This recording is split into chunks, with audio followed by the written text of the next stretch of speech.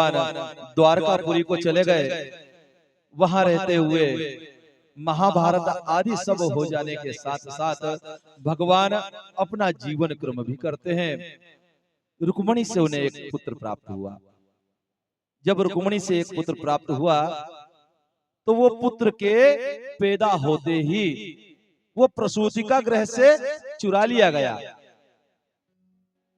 और जब प्रसूतिका गृह से वो पुत्र को संबासुर चुरा करके ले गया, तो आप विचार करें कि जिस माता का पुत्र हुआ ही है, दिन में प्रसव हुआ है ब्रह्म मुहूर्त में, और रात्रि के समय वो पुत्र प्रसूतिका गृह से चोरी हो गया हो, उस मां की क्या अवस्था होगी। अब तो यह हुआ कि वो माता कुकरी पक्षी की भांति डरी हुई नेत्रों से आंसू बहाती है।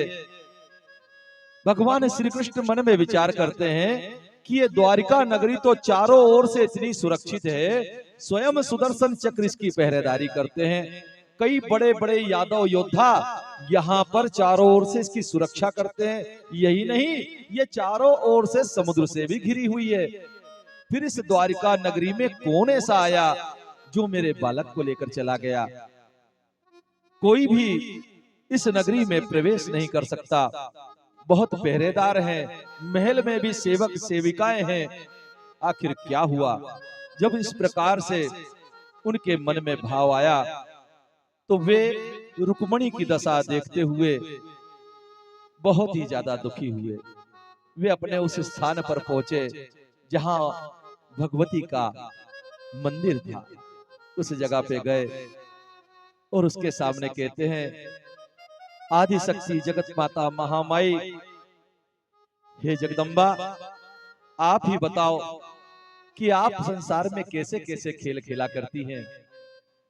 अरे जब दुख ही देना था तो पुत्र क्यों दे दिया, और जब पुत्र दिया तो अब दुख क्यों दे दिया। हे भगवती, ये सारा संसार क्या आपकी क्रीड़ा स्थली है। क्या आप संसार में जीवों को लाती भी हैं और उनको रुलाती भी हैं।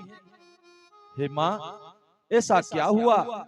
अभी मुझे उसकी माता की ओर तो देखते भी नहीं बनता। जब मैं उसकी तरफ देखता हूँ तो उसकी वो आंखें मेरी ओर उठती हैं, तो मैं अपने नेत्र नीचे कर लेता हूँ और सोचता हूँ इसे क्या जवाब दूं कि मेरी इतनी सुरक्षित नगरी द्वारकापुरी में से मेरा ही पुत्र खो गया, कोई उसे अपहरण करके ले गया। हे माँ, ये क्या हुआ। आपकी वो महती कृपा जो आपने मेरी माता पे करी थी, अर्थात उनकी माता ने जो अम्बा यज्ञ करा था, जिसके बाद भगवान श्री कृष्ण और बलराम पैदा हुए गर्गाचार्य के आशीर्वाद से। फिर कहने लगे कि अभी अभी कुछ समय पूर्व की बात है माँ, जब मैं सैमंतक मणि को लेकर के जंगल में चला गया था और उसकी खोज कर रहा था, तब ही नारद जी के द्वारा मेरे पिताजी ने अम्बा यज्ञ करा था। हे मातेश्वरी, ऐसी क्यों तू कुपित हो गई। तेरे कृपा दृष्टि पर जब इस संसार के ऊपर तेरी कृपा दृष्टि पड़ी जाती है तो संसार का साधारण से साधारण जीव भी राजा हो जाता है, और जो तू अपने नेत्रों को थोड़ा सा भी टेढ़ा कर लेती है तो मेरे जैसे जो राज प्रसाद में रहते हैं वो भी अपने पुत्रों की रक्षा नहीं कर पाते। हे जगदम्बा, ऐसा क्या हुआ।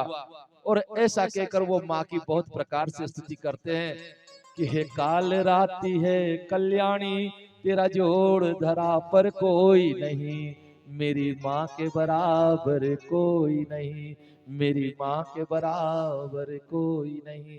बारंबार स्तुति करते हैं भगवती की और कहते हैं, माँ मुझे तो ऐसा लगता है कि मेरे पुत्र का जो अपहरण हुआ है, तो इस समय मेरे मन में यह भाव आता है कि मैं अम्बा यज्ञ करूं। और जैसे ही भगवान श्री कृष्ण के मन में यह भाव आया कि अम्बा यज्ञ करूंगा, और माँ मुझे पता है कि हमारे ऊपर आए हुए संकट, जब जब हमने अम्बा यज्ञ करा है हमारे ऊपर से वो संकट कट गए हैं।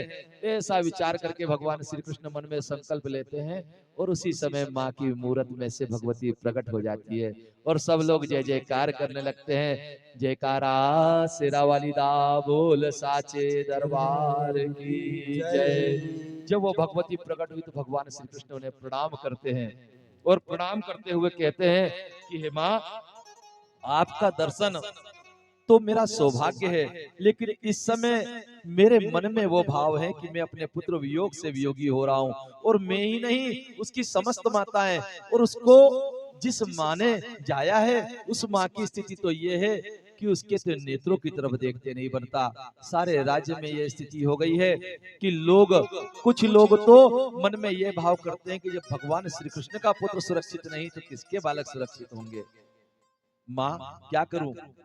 तब माता कहती है कि हे श्री कृष्ण, तुम अम्बा यज्ञ तो करो, लेकिन तुम्हारा पुत्र तुम्हें 16 वर्ष की आयु में मिलेगा।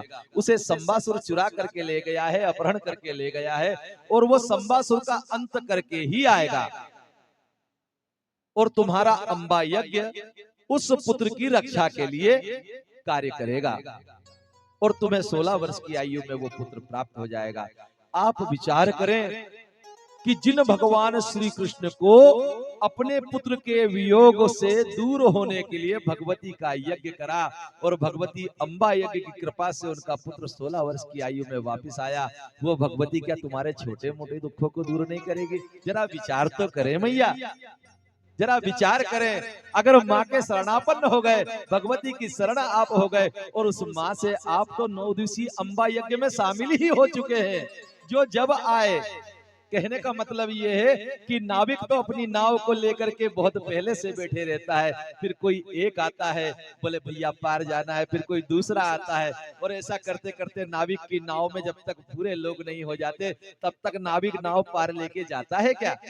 कभी माई नर्मदा के किनारे गए होगे आप, और माई नर्मदा के किनारे जाने के बाद आपने देखा होगा कि वो नाविक रास्ता देखा करता है कि चले आए, और जब सारे लोग उसकी नाव में आकर के बैठ जाते हैं, ये अम्बा यज्ञ भी उसी नाव की तरह है कि इसमें जो कोई 1 रोज बाद आया, कोई 2 रोज बाद आया, कोई 3 रोज बाद आया, कोई पंचमी के बाद आया, जो भी इसमें आकर के बैठ गया, ये माँ आपको वही नाविक की तरह अम्बा यज्ञ से आपके दुखों से पार कर देगी, और आपके जीवन का उद्धार कर देगी। ऐसी भगवती की महती कृपा है।